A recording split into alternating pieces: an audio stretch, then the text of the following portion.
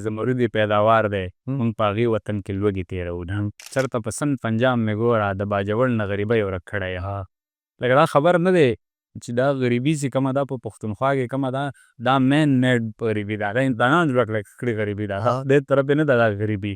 زراعتو باره کې بلا ټپې دي. لکه اوس یو ټپه ده وایي د غنمو باره کې یو ټپه رايادېږي وایي چې لو لور شي خواري زور شي په بخملي ګوتو به وږي ټولومه. یو خو دا ټپه ده چې یو ځل موږ ډېر غلط کنسپټ دی یا په قبایلي ضلعو کې اکثر چې مطلب ښځې داسې دې کې یو دې نه زموږ یو کلچر برېښي.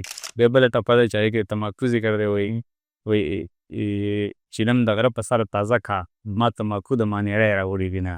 که اباسین راغلی نه دی په ګنګخړو کې به چا موندل ټیکونه. بیا بله ټپه ده چې په اباسین راپورې مه شي دلته جنډې د پښتونخوا ولاړې دینه. بیا د کویلې ذکر هم راغلی وایي چې